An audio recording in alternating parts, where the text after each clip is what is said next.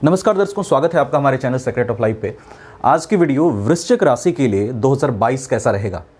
देखिए, अगर आप वृश्चिक राशि के हैं तो ये वीडियो आपके लिए बहुत ही इंपॉर्टेंट रहने वाली है। इसमें हम बात करेंगे सबसे पहले शनि की स्थिति पर थोड़ी सी, क्योंकि शनि ने बहुत गहरे तरीके से पिछले कुछ सालों में आपके ऊपर इम्पैक्ट डाला है। उसकी थोड़ी सी चर्चा शॉर्ट में करेंगे। उसके साथ हम चर्चा करेंगे पूरी गोचरीय व्यवस्था की अच्छे तरीके से कि शनि, गुरु, राहु, केतु, ये जो लॉन्ग टर्म तक एक राशि में रहने वाले ग्रह हैं, इनके गोचरीय व्यवस्था का क्या प्रभाव पूरे साल आपके ऊपर पड़ेगा। और केवल फैक्ट बात करेंगे, ना ही मैं आपको बरगलाऊंगा कि इधर उधर की बातें करके मैं झूठ मूठ का लोभ दूं आपको, या फिर मैं डराऊं। दोनों चीज़ें नहीं होगी, रियलिटी पे बात होगी। दूसरी चीज़ क्या होगी, राहु और केतु पर भी हम चर्चा करेंगे कि राहु और केतु का क्या रोल आपकी लाइफ में रहने वाला है 2022 में, क्योंकि ये दोनों बहुत इंपॉर्टेंट प्लैनेट हैं। और गुरु का भी क्या रोल रहने वाला है, क्योंकि ये भी लंबे समय तक एक राशि में रहते हैं। इसके साथ साथ बिजनेस, व्यापार की स्थिति, प्रोफेशन की स्थिति, संतान की स्थिति, शिक्षा की स्थिति, इन सब चीज़ों पर विचार करेंगे। और बहुत कम समय में मैं कोशिश करूँगा आपको हर चीज़ बताने की, और साथ में आपको कुछ सावधानियाँ और रेमेडीज़ भी लास्ट में बताऊँगा। तो वीडियो लास्ट तक देखिएगा, स्किप मत करिएगा। देखिए, सबसे पहले शनि पर। शनि का मैं नहीं जाऊंगा। शनि पर, शनि की जो व्यवस्था रही पिछले 7.5 का आपको सामना करना पड़ा। अगर आप वृश्चिक लग्न के हैं तो भी और वृश्चिक राशि के हैं तो भी 2022 से 2019 आपका कैसा रहा बताने की जरूरत नहीं है। बहुत सारे निगेटिव इंपैक्ट दे करके लाइफ में कई सारी पॉजिटिव चीज़ों को आपको शनि ने सिखाया।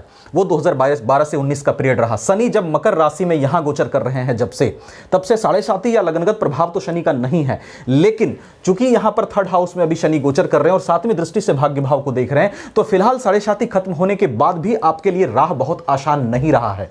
मतलब स्ट्रगल करा के ही शनि दे रहे हैं, बिना स्ट्रगल के चीजें नहीं मिल रही है। अगर 2022 के दृष्टिकोण से देखूं तो जो व्यवस्था है ग्रहों की, उसमें शनि जो है मकर राशि में 28 अप्रैल तक यहां बने रहेंगे और फिर कुंभ में 29 अप्रैल से लेकर के 11 जुलाई तक रहेंगे। देखिए, ध्यान से समझिएगा, यहां पर बैठे शनि आपको प्राकर्मी जरूर बनाएंगे, प्राकर्म में आपकी जरूर वृद्धि करेंगे, लेकिन चूंकि भाग्य भाव पर दृष्टि है तो बिना प्राकर्म के आपको दे भी नहीं रहे हैं। यह भी एक सच्चाई है। लेकिन जब शनि का गोचर यहां से कुंभ राशि में होगा, देखिए यह गोचर भी खराब नहीं है शनि का। थर्ड हाउस में शनि का बैठना आपके छोटे भाई बहनों से, अगर मैं बेनिफिट की बात करूं तो उस पर्पस से, प्राकर्म की बात करूं तो उस पर्पस से चीजें आपके लिए ठीक हैं, लेकिन मेहनत करा के थोड़ा दे रहे हैं। और उसके बाद शनि जब कुंभ राशि में गोचर करेंगे, ये थोड़ा सा की पॉइंट आपका होगा, आपको समझना पड़ेगा। 29 अप्रैल से 11 जुलाई तक जो शनि यहां रहेंगे, ये ससयोग का निर्माण शनि यहां पर करेंगे। निश्चित रूप से ये जो व्यवस्था है शनि की, इससे बढ़िया रहेगी, क्योंकि यहां बैठे शनि आपके सुख भाव में वृद्धि करेंगे। लैंड प्रॉपर्टी से संबंधित चीजें अगर अटकी हुई हैं तो उसको क्लियर करेंगे।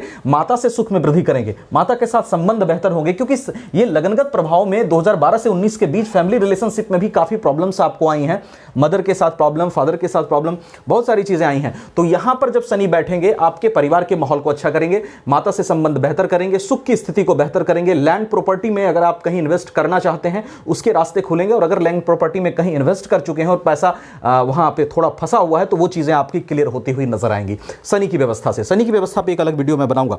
फिलहाल चर्चा करते हैं आगे की। शनि के बाद अगर मैं देखूं राहु और केतु को, देखिए ग्रह के अनुसार पहले चीजों को समझिए। लोग, एक जनरल बात अगर मैं सीधा करूंगा बिजनेस प्रोफेशन की, तो आपके लिए पॉइंट्स ज्यादा क्लियर नहीं हो पाएंगे। अगर राहु और केतु की बात करूं, केतु वृश्चिक राशि में और राहु वृष राशि में कब तक रहेंगे? 12 अप्रैल तक। देखिए, ये जो समय आपका रहा है, केतु का आपके व्यक्तित्व से संबंध बना, तो ये जो केतु यहां लग्न पर रहे, इसमें निश्चित रूप से केतु ने आपको पिछले कुछ समय 1-1.5 साल से पास्ट में ये बहुत ले गए। पास्ट की चीज़ों ने आपको परेशान किया, अतीत की चीज़ों ने आपको परेशान किया। कई बार आप बीती हुई चीज़ों को सोचकर परेशान होते रहे और भविष्य की चिंता भी इस केतु ने ज़्यादा कराया आपको, ये व्यक्तित्व से संबंध बनाकर। और राहु की दृष्टि लग्न पर आपको स्ट्रेस में रखा। राहु निश्चित रूप से स्ट्रेस में रखा। हालांकि वृष राशि में ये उच्च का यहां जरूर है, बिजनेस ट्रेडिंग के लिए ये अच्छा था, लेकिन चूंकि इसकी दृष्टि यहां लगन पर पड़ रही है और केतु लगन पर विराजमान है, तो एक स्ट्रेस की कंडीशन आपके लिए बनी रही। एक भूत में जाने की, पास्ट को सोचने की कंडीशन और भविष्य की चिंता करने की कंडीशन, ये सब चीजें आपके व्यक्तित्व से बनी रही और चिंताओं ने आपको ज्यादा परेशान किया।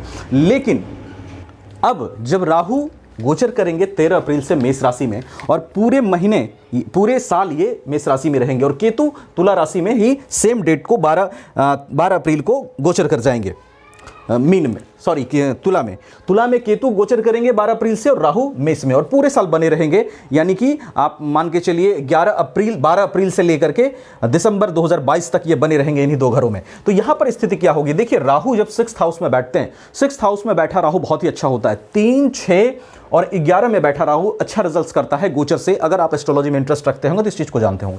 तो 6th हाउस में बैठा राहु आपके लिए शत्रुहंता योग बनाएगा, शत्रुओं पर आपको विजय प्राप्त होगी। कोर्ट कचहरी से रिलेटेड अगर मामला है तो वहां पर चांस है आपका विजय होने का। उसके साथ साथ प्रोफेशन को भी थोड़ा राहु बेहतर करेगा क्योंकि यह घर हमारी नौकरी का भी होता है। तो यहां बैठा राहु इन सब चीजों में अच्छे रिजल्ट्स आपको प्रदान करेगा। और जो स्ट्रेस है, एंजाइटी है, जो केतु और राहु के यहां और केतु के यहां होने से जो भविष्य की चिंताएं आप ज्यादा कर रहे थे, स्ट्रेस में आप ज्यादा जा रहे थे, पास्ट को ज्यादा सोच रहे थे, ये सब चीजों से आप रिकवर होते हुए नजर आएंगे जब अप्रैल से राहु यहां और केतु वहां जाएंगे। और जो फायदे मैंने बताए, जैसे शत्रुहंता योग, यहां पर मतलब एक तरह से शत्रुहंता योग ही इसको कहूंगा। जब राहु 6th हाउस में बैठता है तो शत्रुओं पर लोग विजय प्राप्त करते हैं, नौकरी प्रोफेशन में स्थिति उसकी अच्छी होती है। 12th हाउस में बैठा केतु आपको आध्यात्मिक ग्रोथ देगा, अध्यात्म के क्षेत्र में आपके रिजल्ट्स अच्छे रहेंगे। हाँ, थोड़ा सा व्यय पे जरूर कंट्रोल करके चलिएगा क्योंकि राहु देख रहा है 12th हाउस को, देखेगा इस कंडीशन में, तो व्यय को थोड़ा सा कंट्रोल करके आपको चलना पड़ेगा। बाकी ये जो स्थिति है आपके व्यक्तित्व को बेहतर करने की और चीजें आप सही तरीके से डिसाइड कर सकें और आप पास्ट में ना जाकर के वर्तमान पे फोकस कर सकें, इसके लिए अच्छी रहेगी। राहु केतु के बाद देखते हैं गुरु को। देखिए जो गुरु की स्थिति है, 12 अप्रैल तक गुरु कुंभ में रहेंगे यहां पर, और फिर गुरु कर जाएंगे गोचर मीन राशि में। ये दोनों ही स्थिति गुरु की बढ़िया है। 4th हाउस में बैठे गुरु आपको स्पिरिचुअलिटी में इंटरेस्ट देंगे, ईश्वर से अधिक जोड़ेंगे। उसके साथ साथ इनकी दृष्टि प्रोफेशन हाउस पर पड़ेगी। प्रोफेशन को लेकर के बिजनेस आप बेटर डिसीजन कराने में गुरु आपकी मदद करेंगे। गुरु को स्ट्रांग रखिएगा। और गुरु धन भाव के और संतान भाव के लॉर्ड होकर के यहाँ केंद्र में बैठेंगे, तो धन को लेकर के और संतान को लेकर के गुरु की तरफ से स्थिति आपके लिए अच्छी है। उसके बाद जब गुरु मीन राशि में यहां पर गोचर करेंगे 5th हाउस में गुरु बेटर होते हैं।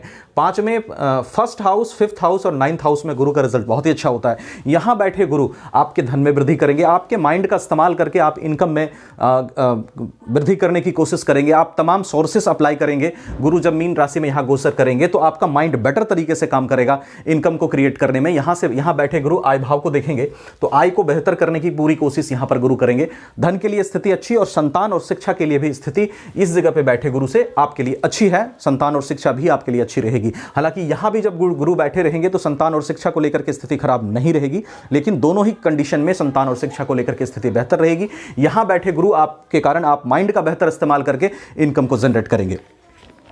उसके बाद देखिए सूर्य की स्थिति पर अगर विचार करूं तो जनवरी से मार्च तक सूर्य की स्थिति अच्छी है। उसके बाद अप्रैल और मई में सूर्य बहुत ही अच्छे कंडीशन में जाएंगे 5th और 6th हाउस में। ये समय होगा आपके प्रोफेशन में, आपको प्रमोशंस मिल सकते हैं। आप अगर गवर्नमेंट जॉब की तैयारी कर रहे हैं तो उसमें सफलता आपको मिल सकती है, गवर्नमेंट जॉब में प्रमोशन हो सकता है। आपके प्रोफेशन में, प्राइवेट जॉब में भी आपको प्रमोशंस मिल सकते हैं या और अच्छी जॉब मिल सकती है अप्रैल और मई के महीनों में। उसके बाद जो स्थिति है, अगर मैं सूर्य की कहूं तो जुलाई टू सितंबर के बीच जब सूर्य आपके 9th हाउस में, 10th हाउस में और 11th हाउस में गोचर करेंगे, उस वक्त भी प्रोफेशन की स्थिति बहुत अच्छी रहेगी। आपके काम की स्थिति उस वक्त सूर्य के गोचर के कारण बहुत अच्छी रहेगी, जुलाई महीने से आपका सितंबर महीने के बीच। और उस वक्त नहीं कहूंगा, बुध और शुक्र की स्थिति पर अगर मैं विचार करूं बिजनेस ट्रेडिंग को लेकर के, प्रोफेशन को लेकर के, तो जून के बाद जो स्थिति है वो बढ़िया है। जून से लेकर के जून, जुलाई, अगस्त, सितंबर, ये सब जो महीना है जहां पर कि बुध की स्थिति भी अच्छी है और सूर्य की स्थिति भी अच्छी रहेगी, तो कमोबेश हाफ ईयर के बाद यानी कि जून के बाद बिजनेस को लेकर के स्थिति बढ़िया है, प्रोफेशन को लेकर के स्थिति बढ़िया है, क्योंकि सूर्य की पोजीशन, बुध की पोजीशन, ये सब पोजीशंस आपके लिए अच्छी रहेंगी। और फिलहाल अप्रैल मई में भी सूर्य की पोजीशन बहुत अच्छी है, वहां पे भी अच्छे रिजल्ट्स आपको मिलने के पूरे चांस हैं। देखिए ये एक गोचरीय व्यवस्था है जिस पर मैंने बात करी। इसके साथ साथ अगर लव लाइफ की बात करूं तो शनि की तीसरी दृष्टि यहां पड़ेगी। जब शनि 29 अप्रैल तक जब तक यहां रहेंगे और फिर जब अगस्त से यहां चले जाएंगे जुलाई से, तो थोड़ा सा प्रॉब्लम रहेगा आपके लव लाइफ में। वहां थोड़ा सा आप सामंजस्य बिठाकर चलिएगा। सावधानियों में कुछ बातें मैं आपको बताऊं, उससे पहले मैं एक चीज़ बता दूं कि ये एक गोचरीय आधारित व्यवस्था है जिसमें गोचर पर आधारित होकर के मैंने आपको सारी चीज़ें बताई। लेकिन इसके साथ साथ आपकी कुंडली में सभी ग्रहों की स्थिति क्या है, महादशा किसकी चल रही है, अंतरदशा किसकी चल रही है, किन ग्रहों की चल रही है, षडबल में सभी ग्रहों की क्या पोजीशन है, नवमांश में क्या पोजीशन है, लग्न कुंडली में क्या पोजीशन है, इन सभी चीज़ों को देखना आवश्यक होता है एक सही जजमेंट के लिए और सही स्थिति को जानने के लिए। तो अगर आप परेशानी में हैं या डिटेल में आप अपना जानकारी चाहते हैं तो कुंडली एनालिसिस भी जरूर कराएं। अगर आप हमसे कराना चाहते हैं, आपको वीडियो डिस्क्रिप्शन में हमारा मेल और व्हाट्सएप नंबर मिल जाएगा। अदरवाइज आपको जहां सही लगे आप करा सकते हैं। उसके साथ कुछ सावधानियां जो आपको रखनी है फिलहाल, स्पेशली अप्रैल तक, जब तक केतु लग्न पर और राहु आपके 7th हाउस में है, ये निश्चित रूप से सावधानी रखिएगा। पास्ट में जाने से थोड़ा बचिएगा और भविष्य की चिंता को भी छोड़िएगा और वर्तमान में आप जीने की कोशिश करिए, वो स्थिति आपके लिए बेटर रहेगी। केतु जब तक लग्न पर है, स्पेशली 12 अप्रैल तक जो मैंने बताया, तो लेट गो वाला सिचुएशन करिए। जो भी चीजें आपके लाइफ में हो चुकी हैं उसको भूल जाइए। Try to understand the fact. जितना आप आगे सोचेंगे, जितना आप वर्तमान में जिएंगे, उतना आपके लिए स्थिति अच्छी रहेगी। ये मैं गोचरीय व्यवस्था को देखते हुए आपको बता रहा हूं। उसके साथ साथ जिन चीज़ों पे आप ध्यान दीजिएगा, आप प्रतिशोध की भावना से थोड़ा बाहर आएं, क्योंकि आप वृश्चिक हैं। भूल जाएं उन लोगों को, क्षमा कर दें उन लोगों को जिन्होंने आपके साथ गलत किया है। अगर आप ऐसा करते हैं तो बहुत सारी एनर्जी आपकी बचेगी जिसको आप अपने काम में इन्वेस्ट कर सकेंगे। तो ये सावधानी आप रखिएगा। उसके साथ साथ लव लाइफ में थोड़ी सावधानी रखिएगा। बेटर अंडरस्टैंडिंग के साथ अगर आप चलने की कोशिश करें, थोड़ा योगा प्राणायाम पर भी ध्यान दें, तो ये राहु की और केतु की स्थिति से आपको नेगेटिव इंपैक्ट से मुक्ति मिलेगी, जो स्पेशली 12 अप्रैल तक है। उसके बाद स्थिति आपके लिए ज़्यादा अच्छी है। मेंटली आप ज़्यादा अच्छा फील करेंगे, आप पॉजिटिव फील करेंगे अपने आप को और फोकस्ड भी हो जाएंगे, क्योंकि 6th हाउस में बैठा राहु आपको थोड़ा फोकस्ड करेगा चीज़ों को, काम को अच्छे से करने के लिए। रेमेडीज में आप निश्चित रूप से 2 चीज़ करिएगा। बाकी मैं पूरी एनालिसिस आप कराएंगे तो सारी रेमेडीज के डिटेल्स निकलते हैं, लेकिन 2 चीज़ आप करें। एक, हनुमान जी की आराधना करिएगा और सूर्य के बीज मंत्रों का जाप करिएगा। ये 2 चीज़ें करिएगा। वीडियो अच्छी लगी हो तो लाइक शेयर करके चैनल सब्सक्राइब कर लीजिएगा। Okay, thank you.